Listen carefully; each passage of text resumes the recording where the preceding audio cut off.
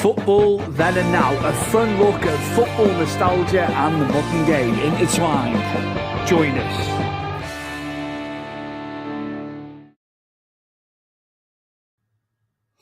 A warm welcome. This is episode 23 of Football Then and Now. Chris is unwell. He's poorly, but he has given me this day in football history, his segment. He's given me a piece for this week, and it's none other than Dion Dublin, former Coventry, Manchester United, Aston Villa, Norwich striker Dion Dublin, who on this day scored a hat-trick against Chelsea on the opening day of the season of the 97-98 campaign. And we've got some graphics here as well. Yeah, here we go. Some old footage here of him celebrating with his teammates. I can see a distorted Darren Huckabee there in shot. But yeah, Chris obviously does this segment. I'm going to try and do it as well as I can. Dion Dublin was fantastic. He was brilliant. Great player. Probably underappreciated, actually. I remember one season as well. It might be 98-99. He was joint top scorer. Jimmy Floyd Hasselbank was the same as they scored the same amount of goals. It might have been Michael Owen as well, if memory serves. But yeah, fantastic, great player. There's Homes Under the Hammer now on BBC as well. If you live in the UK, you'll know of Homes Under the Hammer. And he does a lot of punditry too. So he stayed within football. And yeah, just a fantastic player. As you can see there, he got Player of the Month as well, I think, for his exploits, getting the hat-trick. And I'm just waiting on my guest, John Scott, to come in for his second appearance on the show. We are part of the Sports Social Podcast Network, Europe's largest sports podcast network. It's now 500 plus podcasts on the network. We're very, very pleased to be on with them and all their support. So yeah, just going back to Dion Dublin as well. If we just take the graphic back in.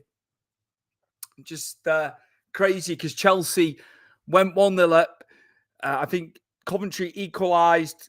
Dublin got his first. Then Roberto Di Matteo scored to make it 2-1 Chelsea. But goals in the 84th minute and the 88th minute gave Coventry the win at the old Highfield Road where they used to play before they were at the stadium they're at now. So yeah, just fantastic. Love doing it on this day. But obviously Chris will be back to do it very, very soon.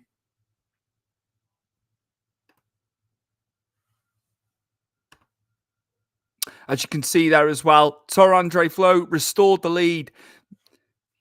However, Dublin levelled. And yeah, that was that. We're just going to look at some of the betting odds as well while we're waiting for John to come into the studio. And yeah, the latest betting odds, as you can see, we'll have a little breakdown of that while we're waiting for John. Man City, it's not surprising really, is it? They're 6-4. Arsenal 15-8. Now, I've heard a lot of pundits saying this will be Arsenal's year. Obviously, Alvarez has left to go to Atletico Madrid. Pep's talked about it today in his press conference. I think, they've made a lot of money on him. He always did fantastic for City, could play lots of different positions. But I think when you're getting a deal, which is going to be up to like 82 million when you've spent, I think it was like 20 odd million to get him in. I think they've done very, very well. But like I say, a lot of the pundits are saying Arsenal will get it this year. Now, I'm skeptical. I think they've come close in the last 2 years. Again, Liverpool 7-1. They dropped off in the last couple of months, didn't they? They were contenders. I had them winning it in March when we did our predictions. But yeah, they're 7-1. Chelsea. Now, I find this a bit strange, actually. Chelsea 20-1. 4 favourites. I'm not sure about that, to be honest with you. I know they've obviously made additions and some transfer news to come when John gets on. I won't talk about that yet. Then you got Man United in 5th at 30-1. Tottenham 33-1. Newcastle there at 35-1. Aston Villa 70-1. I wonder whether that's because they'll be balancing, obviously, Champions League this year after finishing 4th last season. They're quite wide, I think, at 70-1. I would have priced them shorter than that, but that's where they're at. Obviously, Julian Lopetegui at West Ham as well. They're 250-1. They've made some big additions, big signings. I know Jean-Claire Todibo is on his way. So they've made some good signings of West Ham. Nicholas Füllkrug has gone from Dortmund after a fantastic season. So yeah, I mean, he's 31 now, but they've got him on a 4-year deal. So it will be interesting to see what happens there. Palace 300-1. They had a good end to the season with Philip Glasner. They came on strong, didn't they? John Mateta with a lot of goals late on towards the back end of the season. Obviously, Michael Elise was prevalent. They've managed to keep hold of him. Eze as well. So it will be interesting. It will be interesting to see what happens.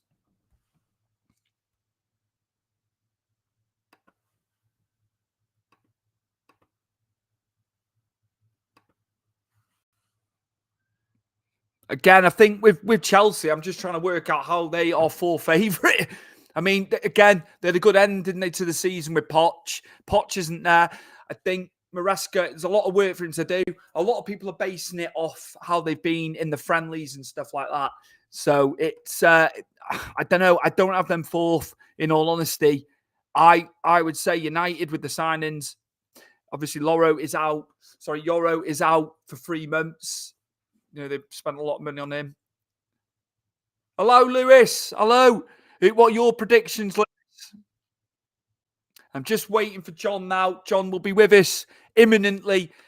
And there's some big transfer news as well today, which is timely. I'll tell you, it's timely because, not much has been going on in the transfer window. I'm just going to bring John in now for his second appearance on Football Then and Now. Hello, Mr. John Scott. Hello, mate. Can you hear me? I can hear you. I don't know why it's got a frozen picture of me. I'm not sure what's happened there. So it's okay. It's okay. We can hear you, mate. I'm looking like I'm concerned on your show, Stu. But sorry, apologies, apologies for the delay. I hope you are well, my friend. Been a long time. It has. Thank you for coming on. Christopher is unwell. Chris is unwell. So yeah, want him to get better, but it's good. It's good having you back on, man. I'm chuffed that you're on with us, and there's been some big news as well. Are you there, John? I am there, mate. I'm just I'll put the photo of Solanke up now. Mm-hmm. Big news today. £60 million for Dominic Solanke. So what are your thoughts? You're obviously a Spurs fan, as we know. What do you think? Do you think that's a lot for him? I know he had a decent season last season. What are your thoughts with him coming in to Spurs? It's very difficult for me to say. I would have gone for Ivan Toney myself. I would have just gone down that route. However, what I will say is, if this is what Ange Postecoglou wants, if this is an Ange Postecoglou signing, I'm all down with it, because he's going to know better than anyone else who suits the system and the style of football that he plays, and it's a very specific style. And who am I to judge who would fit it better between Ivan Toney and Dominic Solanke? I think my only concern would be, it is one season that he's had that's been really good, albeit it's been at Bournemouth, and with all due respect to Bournemouth, they're not sort of like fed on a platter, their strikers to get goals. So it is more difficult for sure, but it has only been that one season, Stu, and that's kind of what would be my only concern at this moment, especially with the kind of numbers that are being thrown around. And I don't know if you saw yesterday, Stu, but one of your old boys, Richarlison, basically reports came out that he turned down the chance to go to a big Saudi club, earn a lot of money. And of course, of all people, when you think of characters, Stu, who would maybe jump and pounce for the money, he actually comes up with some morals and actually wants to stay and challenge himself in the Premier League still. And obviously will likely be fighting that place out with Dominic Solanke going forward, which is an interesting one now that we've got. I think it's a big outlay, in all honesty. I don't think he's worth 60, but there again, you see, Tony's coming into the last year of his contract. That's why they'll take 40 Bournemouth, because they don't want to risk losing him for nothing next year. But I'm skeptical. I think he needed another year to prove himself. But again, I just think, I suppose you pay a premium for a British player, don't you? That's we know this, don't we, John? Yeah, you do. You always do. Yeah, I mean, we were the only other players we've been linked with in that department. We were linked somewhat with Chiesa, but like he's more of a versatile. He plays it kind of across the whole front three, so he would have probably suited in a lot of ways what Ange wants to do across the top three. But again, I think we would have still been thinking we need an out and out striker. Like we just need somebody there. We haven't really, if we're honest, you're never going to be able to replace Harry Kane. It's not doable. We're not going to go out and spend that kind of money. Daniel Levy is not going to suddenly have a wake up one morning and go, right, let's sign Victor Osimhen or something, and go all big bucks at it. He's just not that kind of chairman, unfortunately. So yeah, we just have to wait and see with this one. I'm not like I said, I'm not against it as long as it's not a club signing. As long as it's Ange Postecoglou who wants this, I'm down with it. But yeah, we will see. We will see with that one. But interesting. Not to be a negative Nelly in the slightest thing. If he gets the service from your players, you got Porro, haven't you, coming in, putting crosses in, and he's good. He's good for assists as well as your midfield.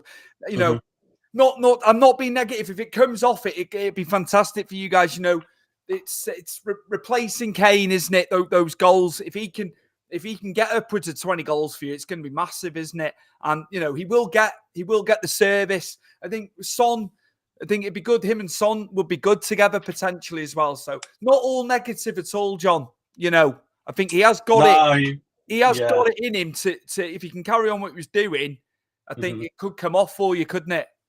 Yeah, absolutely. Yeah, I'm not gonna. Like I say, I won't downplay it until I see what we've got, and you see how he fits in. That's kind of where I'm coming from on this one. But on a whole, Stu, Tottenham kind of been a little bit under the radar in this summer of transfers. We haven't really done an awful lot of business in the sense of marquee signings.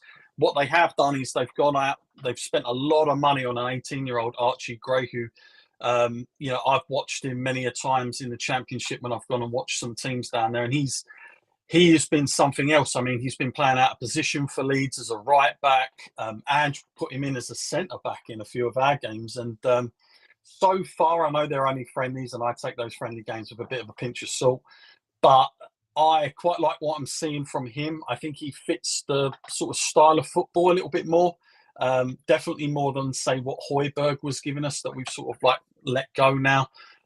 So I think he will come a long way. There's also another guy called Lewis Bergville. We sort of pinched him from Barcelona at the last minute in January because they had so many problems with their wages, as you know, Stu, with trying to fit him in, and they couldn't get the deal over the line. So Tottenham came in and sort of snatched it. And he's already given me early signs. He's kind of one of those players that does this sort of inverted passes where you just don't see them coming. He's got a very good mind for the game from what I've seen from him so far. But again, very, very young, between the 18 and 19 bracket again. So if there's anything good at the moment I'm enjoying about Tottenham again, and unfortunately we didn't really get under Mourinho and Conte much, it's that he's blooding a lot of the youth. We've had three players in particular. One, Mikey Moore, who I can't say enough good things about. I really think he'll get a chance in the team this season, especially being in the Europa. But he plays out on he plays exactly where Son plays. But they've just signed him on a professional contract now because there was a lot of interest from a lot of other big clubs before he'd signed that deal. So I'm happy that Spurs have got that now down for the season thus far. But yeah, it's would I like to see more signings? I mean, as a fan, Stu, you always want your club to sign, don't you? There's no sort of getting out of it. You always want to see signings come through the door. But I only feel now it's like I know we were being linked with Eze a lot from Crystal Palace, who again I think would fit nicely, but I don't think there are as many options as what people think that are out there that you can kind of, in the Daniel Levy world of things, we're going to be able to get. Because you've always got to have that mind process, and I've just got used to it over the years with Daniel Levy. You know how he operates, you know what he's going to do and what he's not going to do. Let's put it that way. I think as well, John. Teams are scared with what's gone on with the financials with Everton, with Forest. Leicester will have a points deduction at some point as well, which they know about. Obviously, Steve Cooper knows that's coming. He's took the job on, hasn't he, with Maresca going to Chelsea. I think teams are frightened, but it's been strange today seeing deals virtually getting done, and obviously deals getting done as well. Pedro Neto going to Chelsea for 54 million from Wolves. It's just I didn't think we were going to have much in the way of deals to talk about, but stuff's been happening this afternoon, hasn't it? But I go back to it. I think teams are worried. Teams are worried. They really are. You've seen a lot of trade-offs with clubs, haven't you? We've done it with Villa. It's totally different now, isn't it? Yeah, it's interesting you bring that up because Tottenham actually, I think of all the European teams, they're one of the ones that can go out and spend as much as they like because of the way Daniel Levy's been handling things over the years. But again, we're just not going to do it. That's just not in his repertoire. But there's, funny enough, there's been a lot of interesting reports. How true they are, I'm not too sure. But there was a lot of interest about other investors coming into Tottenham, particularly like looking at maybe freshening up the kitty with the transfers. But I feel at the moment with Ange Postecoglou, I think Spurs, what they've done is they've had to sort of go backwards a lot because they've tried it with Jose, they've tried it with Conte, proven big managers, world-class managers, whatever you want to call them. But the problem is, if you don't have the money to match the ambition of those managers, you quickly find out that maybe they're not the ones we needed.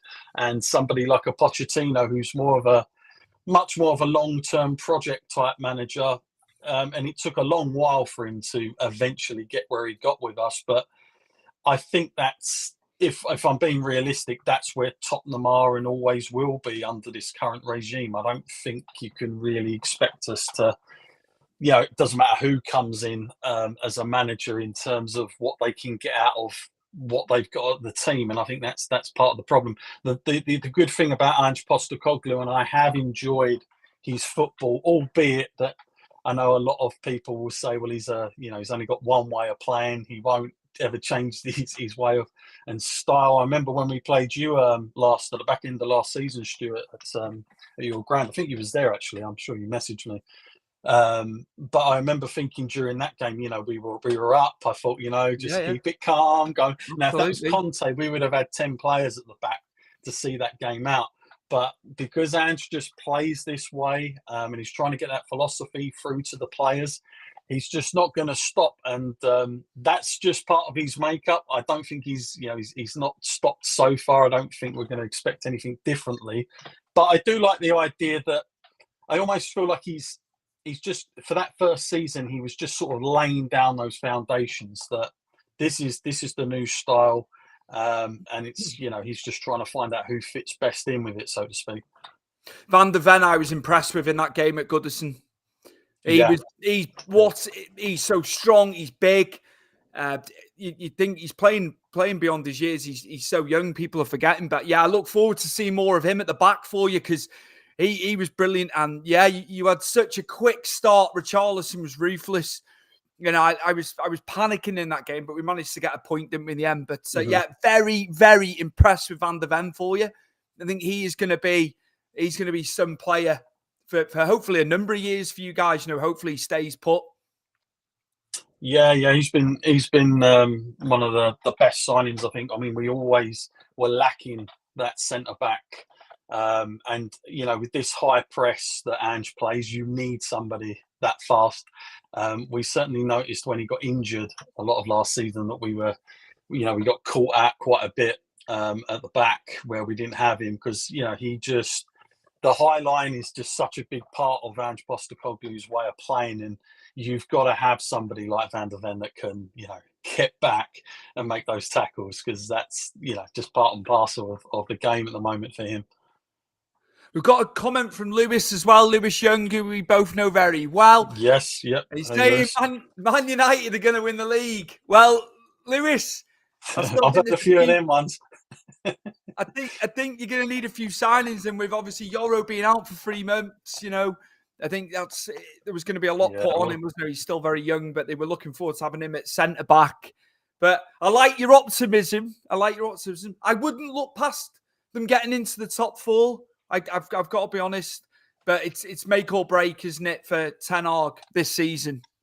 Yeah, fascinating that he ended up staying. Especially coming out of the FA Cup final last year, it almost looked like, well, especially all the interviews that was going on post-match, like poor Ten Hag, looked like they was already talking to him like he was going, the poor guy.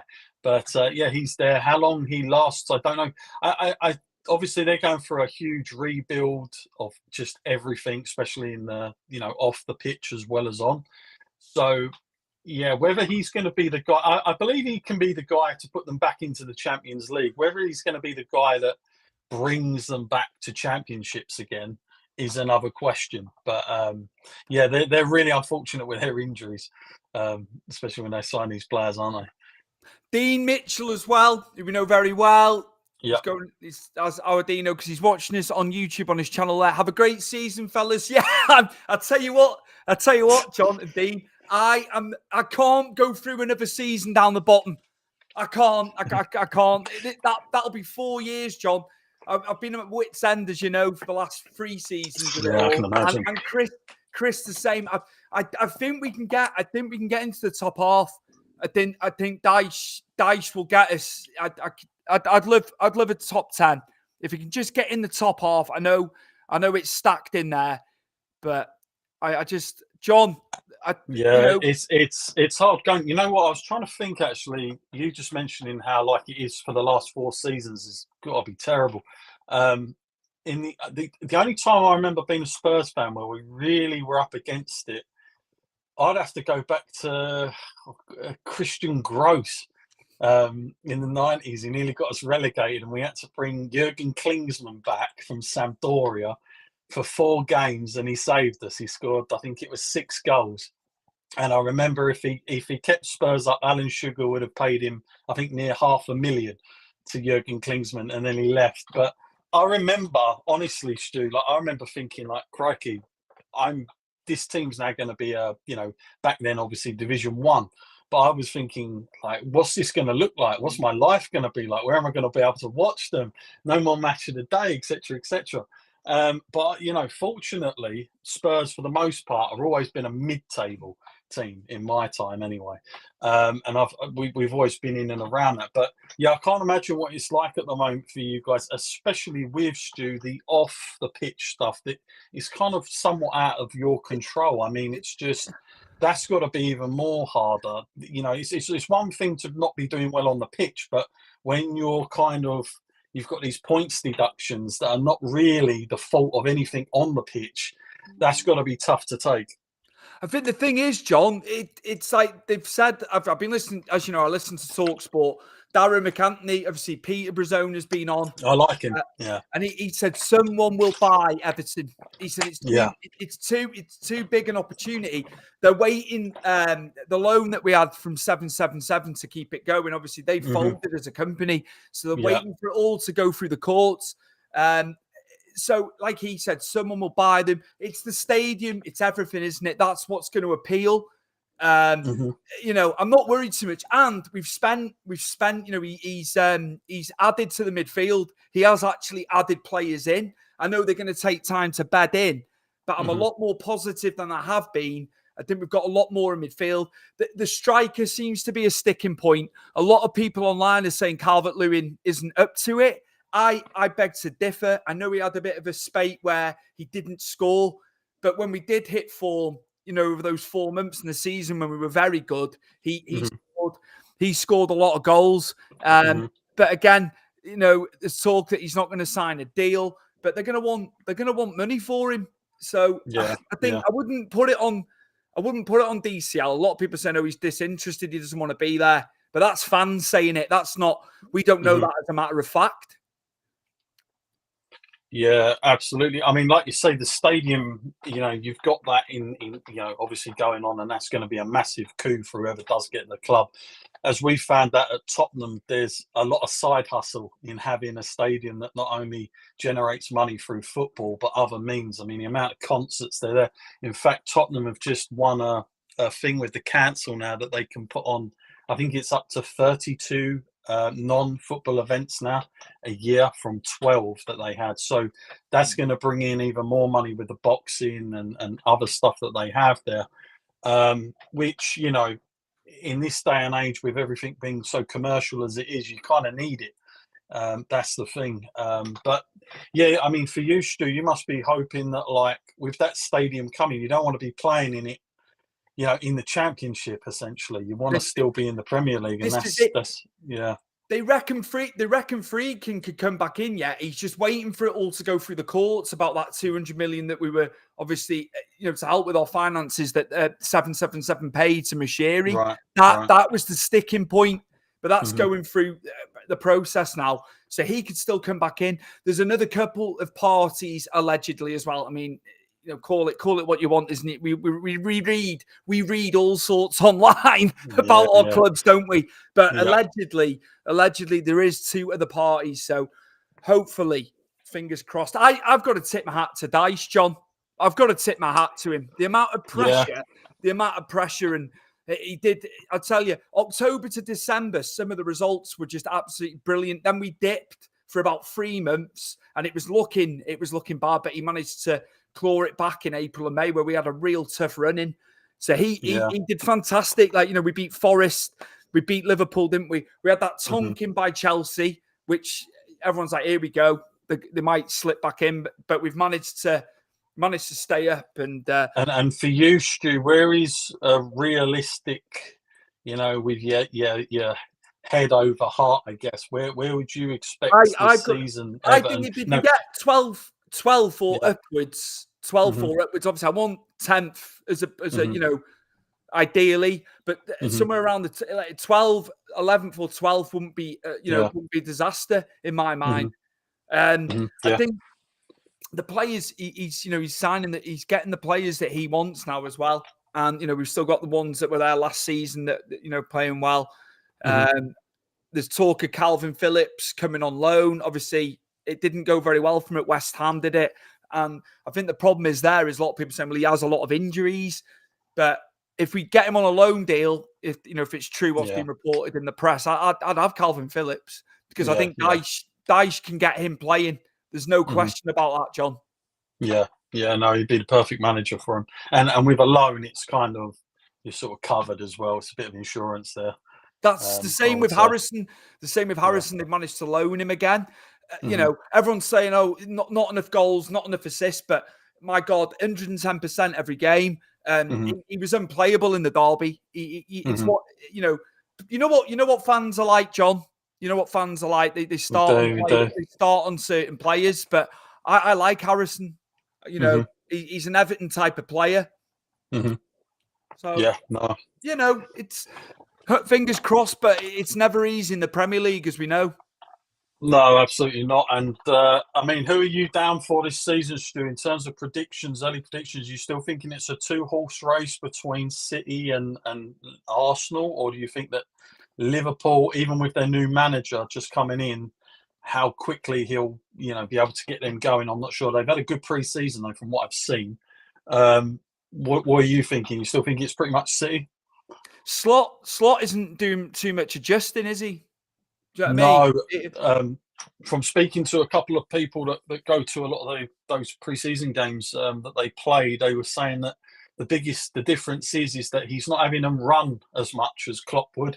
So it's a little bit more down to his little bit of style that he brought at Feyenoord, which actually is very similar to quote-unquote Ange ball. Spurs went in for Slot that season that we got Ange. We couldn't get him, and he ended up signing a new deal with Feyenoord. But Tottenham are after him because he plays a very certain style of football that's quite attractive and appealing. But it's all pretty much through the middle. That's how he plays a lot of his stuff. And I suppose, really, if you're going to go to Liverpool, you might as well embrace the foundations, because they're there. It's not like he's got to go in and rip it up and change everything. This is it. You know, Salah's still there as well. After talk, he would go. I know he's obviously getting older, but again, he's going to score. He's going to put the goals away, isn't he? I think it'll be big for Nunes this year. he's getting it in the neck, the amount of chances he doesn't put away. So it's a big season for him as well. It'll be interesting, John. It'll be interesting. Yeah. Dino again. Come on, Sheffield Wednesday. So yeah, he's a big Wednesday fan there. So I know yeah, he is. He always is. I'm always seeing his posts with Sheffield Wednesday. The co-host has put a comment in. He's got an update here. He's got an update for us. We've moved on from Calvin Phillips to Amir Richardson from Reims. And I don't know too much about him, to be honest with you. I've heard there's other clubs going in for him. So I'm not too well versed with him at all. But that'll be interesting as well. But going back to what you were saying, John, sorry, I've got City winning it again. Mm-hmm. Even with Alvarez going.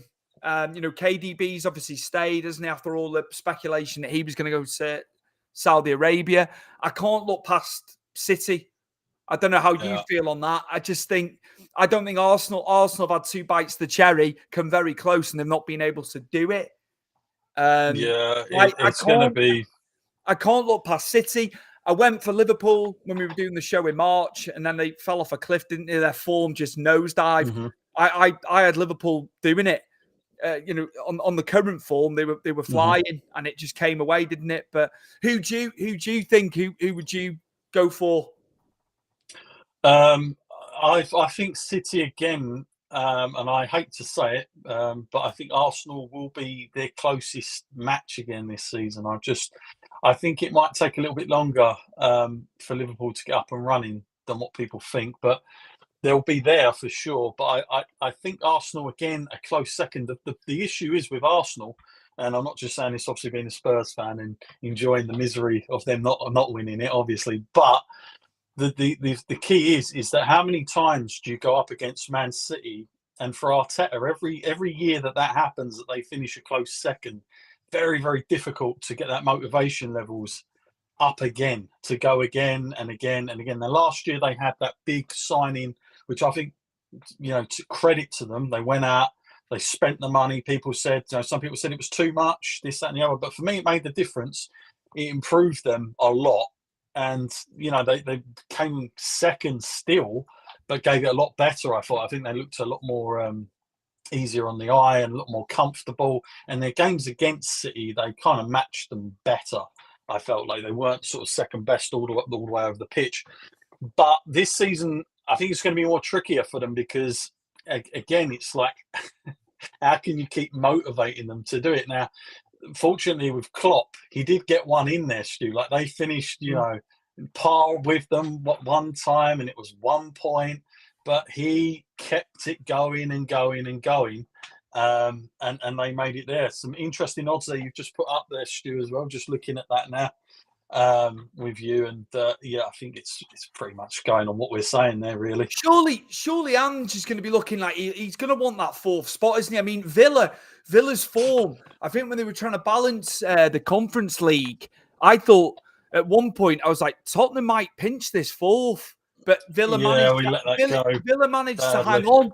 Do you think? What do you think? It's your club. You watch them so much. Do you think they can get into that top 4 there? Do you know what? I think it's still very difficult because I look around us and I'm looking at Aston Villa, who have been doing some good business again, and Emery has proved himself, quality manager. He went away, people kind of scoffed and laughed at him when he was at Arsenal, and he's gone away, he's done well there, and he's come back. And, he's brought Aston Villa into a great position, Champions League, who would have thought it. So I think they're strengthening. Chelsea, I know it's a bit of a running joke with them, but they just throw money at it and money and money. Eventually, you'd think something's gonna click. They've got a new manager again. I'm not sure how much that helps with everything after Poch's gone. So you'd think they're around. Manchester United, as we touched on earlier, have also strengthened. So I think the issue is it's the clubs around us. I would say any other years, I feel like I'd be confident to say Tottenham top 4. But the top 3, I think, is nailed on for me. I think City, Arsenal, Liverpool. I don't really look past them. That 4th spot is very, very tricky at the moment. And Newcastle as well. Big they're season. in there. Big season for Eddie Howe as well. Absolutely. He's gonna have to do something. I know he's obviously getting linked with the England job. I'm gonna come to the England news in a moment. Yeah. Cool. Yeah. I didn't. I'm not going to say they underachieved because he had to balance Champions League, didn't he? So I totally understand. It was new to them, wasn't it? Because it'd been so many years since they were last in it, probably like 20 years. So no, he had a lot to do. And no disrespect to him at all. I do rate him as a manager. Me and Chris have said but this is massive this year. Again, are they going to look at it? Well, if he doesn't get fourth, does he then get binned off, Eddie Howe? Yeah, that could definitely happen. There's only going to be so much good faith with him for so long, I feel, with him. I mean, I suppose the smart thing with Newcastle, what they've done differently to what Manchester City did when they came in with a lot of money, you'll remember that Manchester City, when they spent all that money at the beginning, they were sort of getting players that probably weren't there really for footballing reasons, more there for the payday, because they weren't in European football even at that time. And you had players like Adebayor and Toure and Nasri, and I'm not really sure they were playing for the shirt. With Newcastle, they're being a little bit more organic with it, and I think they're sort of, I think they realise with Eddie Howe that maybe he has got a glass ceiling, but for now, what they need is kind of the right fit, and it's one of those frustrating things because they're also got their hands tied. They can't just go out and spend all that money because, again, they've got some restrictions as well. So it's no real point putting in like a high-profile manager when, like I said, it happened with Tottenham. We got Jose and Conte.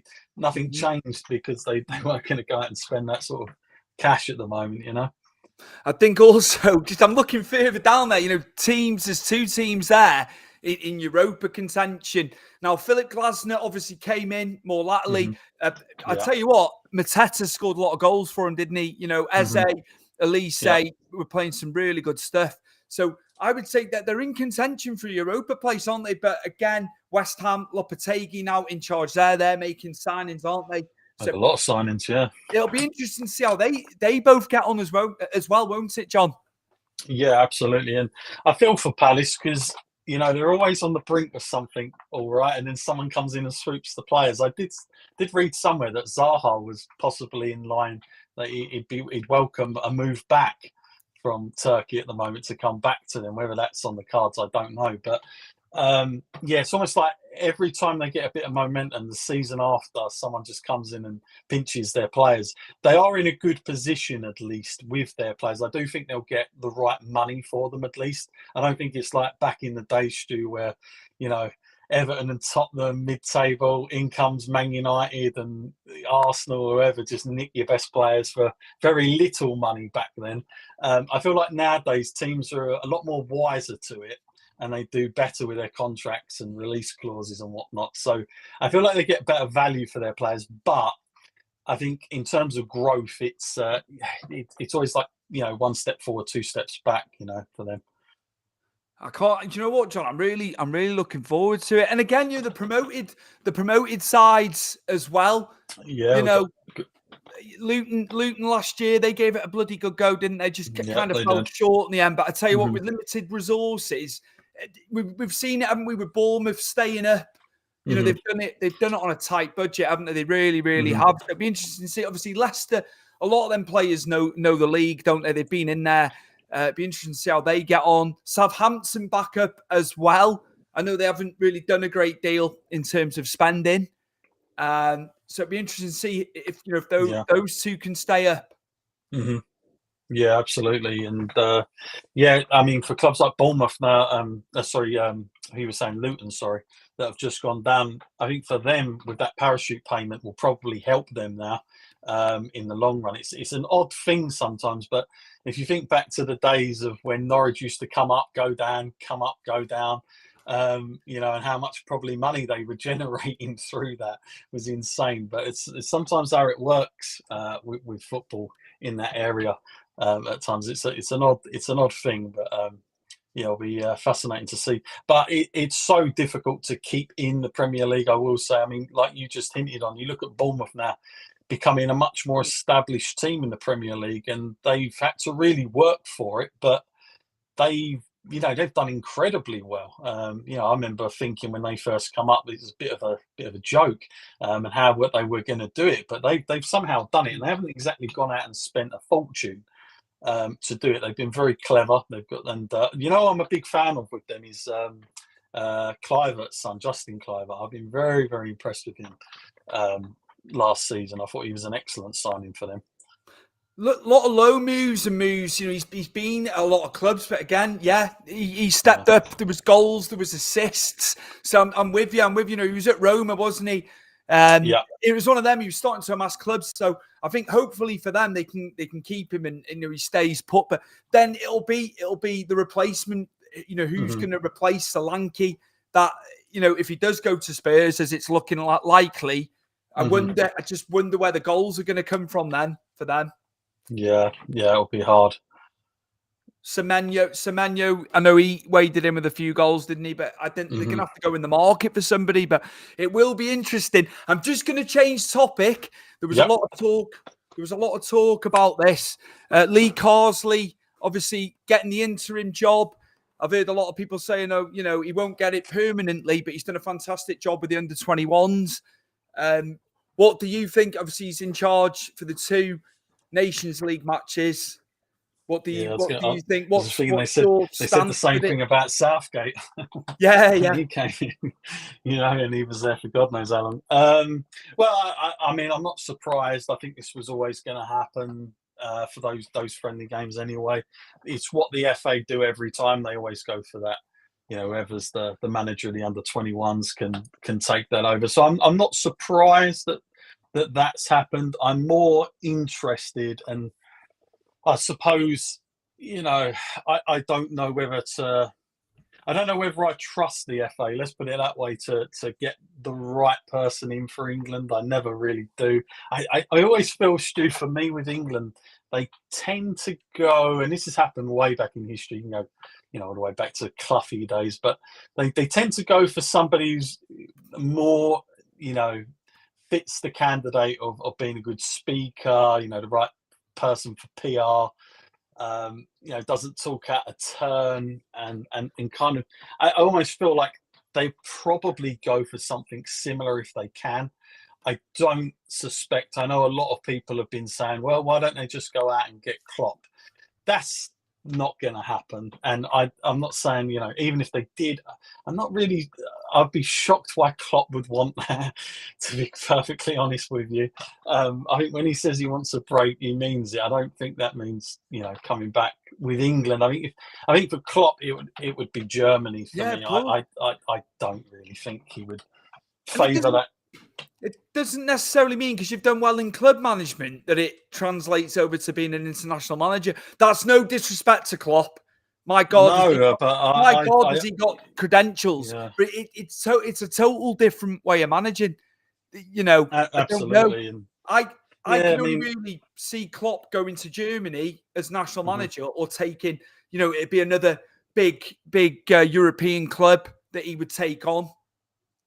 Yeah, a lot of the big managers always do end up going into international, and they almost end up doing it because it's like the supposed thing to do to kind of finish out on. But they always say the same thing. It's like, for them, they get very bored in between the games, and really the only big competitive things are the summer tournaments. Like, in between all of that, it is very hit and miss. You don't get that same club mentality.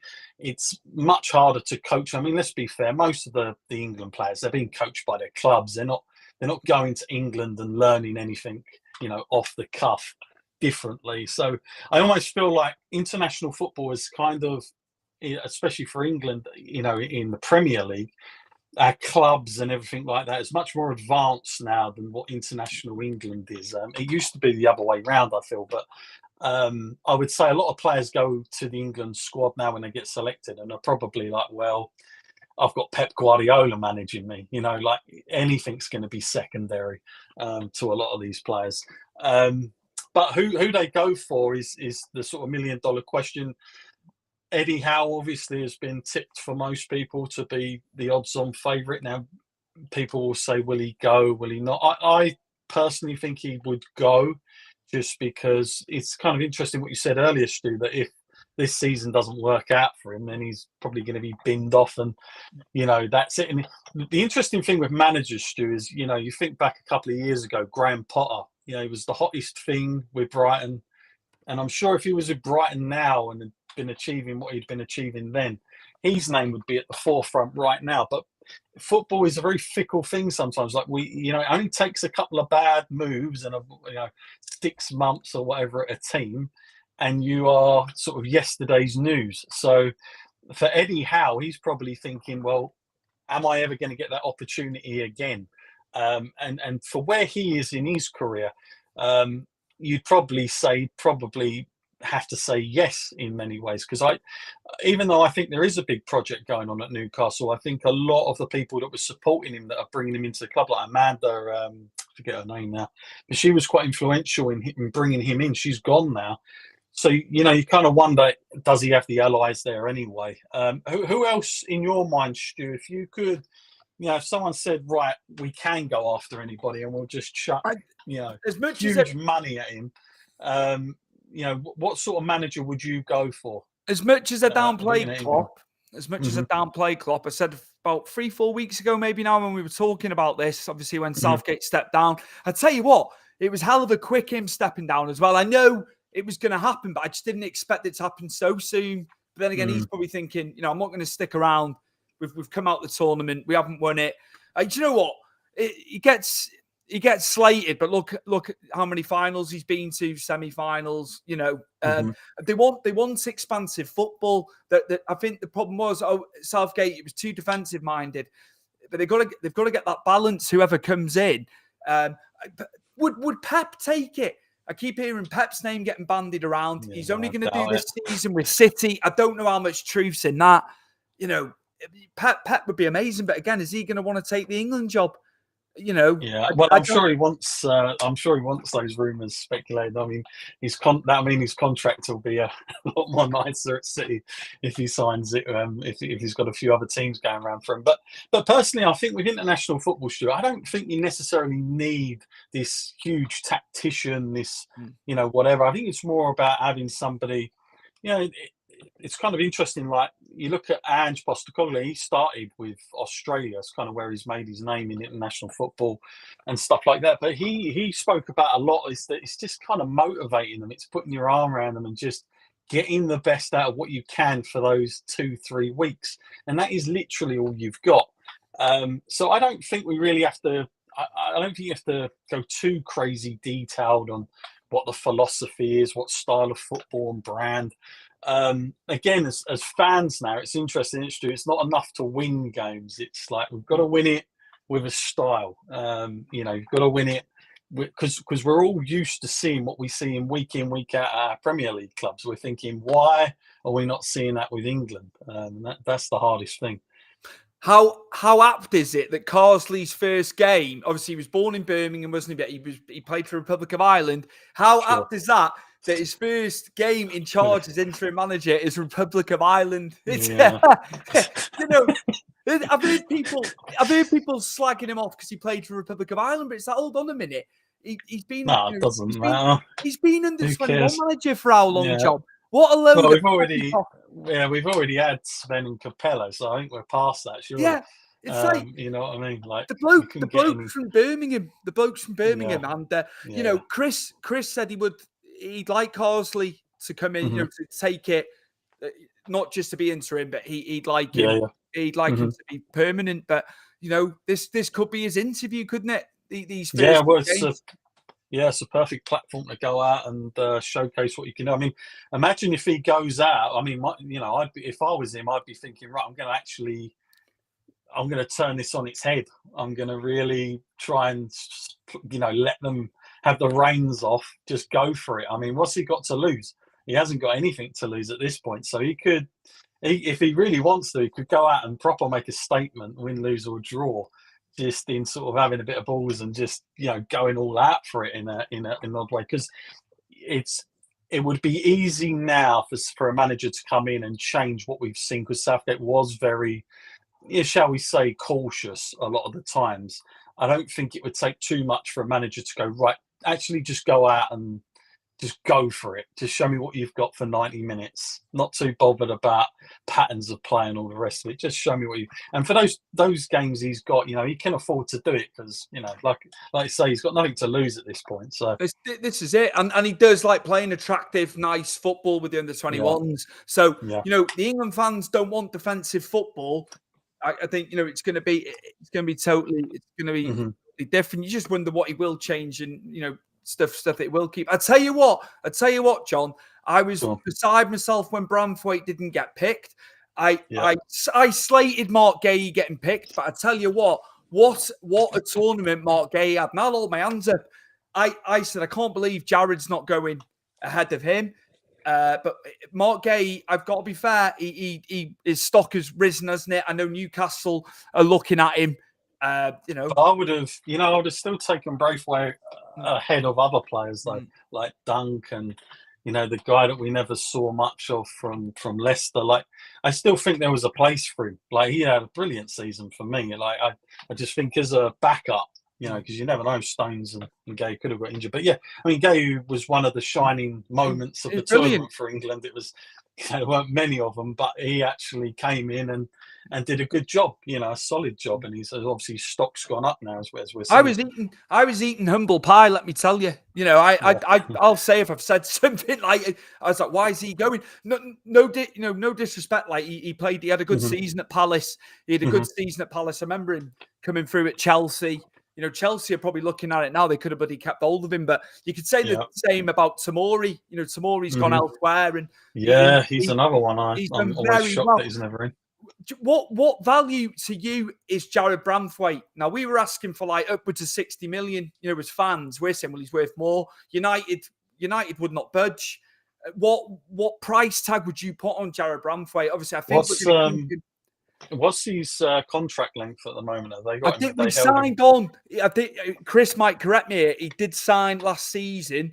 I think it was 4 years. Oh, okay. So he's very. The ball was in our court anyway. I mean, in this day and age, I would say more than that. I would say 65 to 70 at least, because of his age. I mean, you've only in this today's market, and again, you put the English tax on it as well, like we're seeing with Solanke. That's there as well. Because again, it's an added addition, because you go to these European competitions, you need those numbers, so they need the English players there. So yeah, it helps them. But yeah, I think in that would be in my remit of 65 to 70 easily at the moment for a player like him. That's nice to hear, because that Mark Goldbridge, he was just like, he's not worth, the ball's in United's court. We can offer. Well, how much did they pay for Harry Maguire? Exactly. 75. And that was a few years ago now. 75, yeah. I said all this. That was, yeah. I can kind of see it from the United fans' perspective. They're like, why should we be? It's always us having to overpay. So I was trying to look at it from both sides. But I think it's give and take, because, like we said earlier, Stu, we've been always, I remember the days of them nicking Carrick off us and Dimitar Berbatov for not really their proper value. But once they unsettle a player, the player wants to go, so your hands are tied. So we always had to do them. So, and I'm sure Man United do that to a lot of other clubs in European football that have absolutely no hold over their players. Once Man United come sniffing, they want to go. So I think it swings and roundabouts. I just think it's just a bit of a taste of their own medicine sometimes for clubs like Man United. And also, you've got to remember that the Man United fans, I know a lot of them now, they've been very privileged for a long time. And rightly so. Ferguson put them at the top for many, many years. But now they're finding themselves in a position where all of a sudden they're fighting with a lot of others to get the same types of players. And it's very odd for me to say that Spurs and Man United can go toe to toe for a lot of players, the same similar type of players, if we want to, and have that same sort of attraction.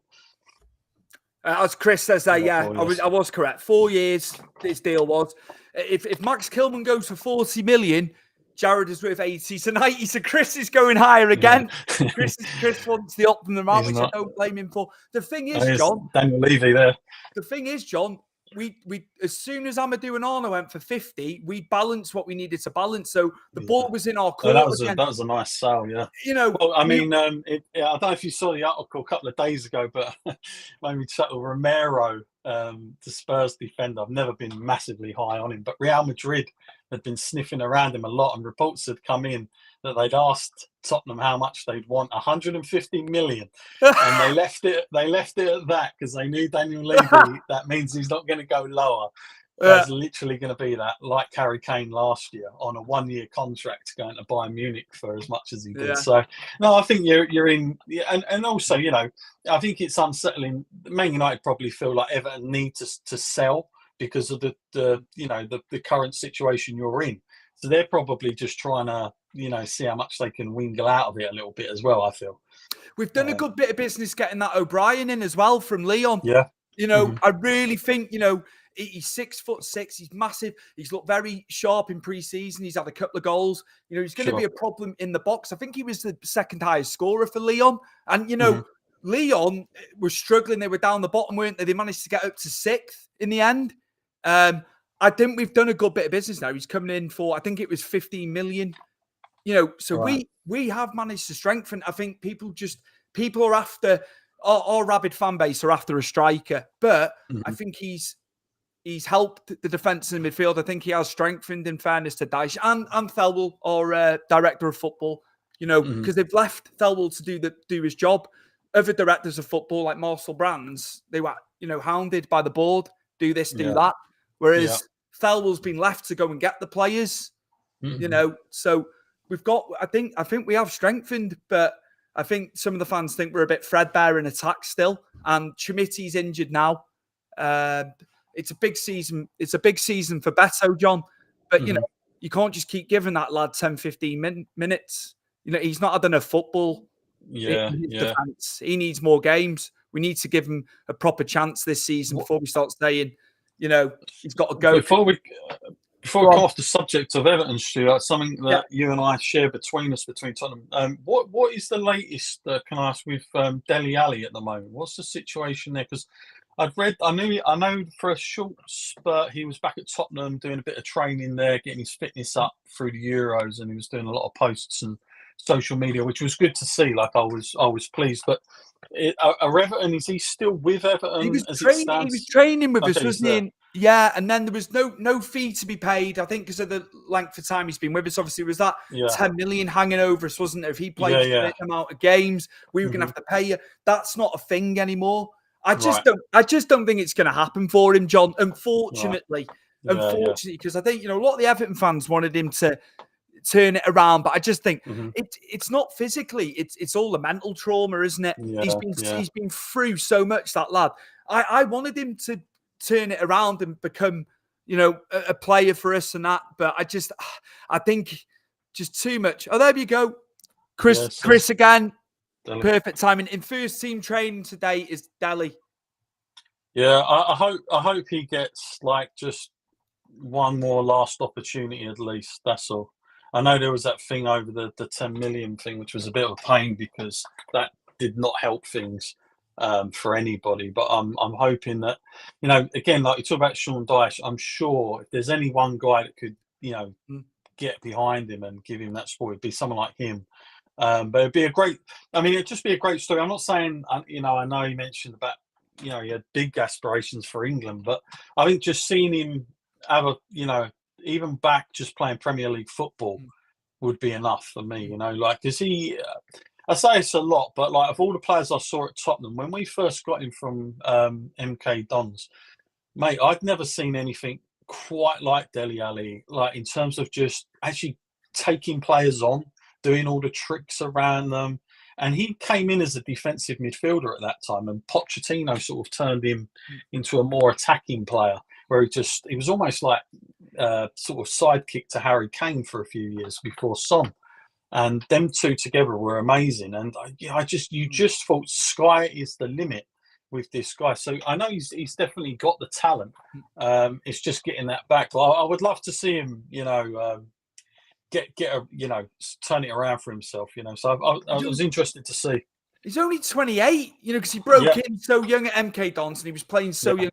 Arguably, he was one of the best number 10s in European football. That goal on the turn at Selhurst Park Crystal against Palace. Yeah. Oh my days! For ability, the amount of caps for England as well. He was always getting picked for England, and we like somebody turning around their life and their situation, don't we? We like, he's become an underdog almost, hasn't he? Yeah. We want him, and if it does work out and he stays with us, then fantastic. I think it's the wages and stuff like that. I think we've been paying quite a lot, but if he turns it around, that'll be ideal for us. Yeah. I think. John, where can the viewers and listeners find you in terms of social media, please, before you go? Yeah, no worries, my friend. So I'm only really heavily on these days on Instagram. So you can find me on Instagram, John Scott with 2 T's, and that's _media. So John Scott _media. You can find a lot of my posts there. Perfect. John, thank you so much for coming on. We will have you on again. We're going to have to do some nostalgic episodes. I know how much Look forward to it. You love the old computer games, all sorts of old school stuff. We are gonna do some more episodes, obviously, with the retro side, because that's the namesake. That's part of the show, and obviously the other half doing the current stuff. That's why we like a bit of both, don't we? Of course, but we'll get you on at some point for a retro look at a topic within football, because I know how much you love the old school side of the game as well, John. Yeah, lovely, jubbly. All good. Thank you very much. This has been episode 23 of Football Then and Now. Chris will be back hopefully by next week. Get well, mate. Get well. Missed you today, mate. We really have. But hopefully he'll be back for episode 24 next week. And thank you all for your comments today. And we'll be back for episode 24 next Friday. And thank you to our special guest, John Scott, today for coming on. Big Spurs fan as well, as you've heard.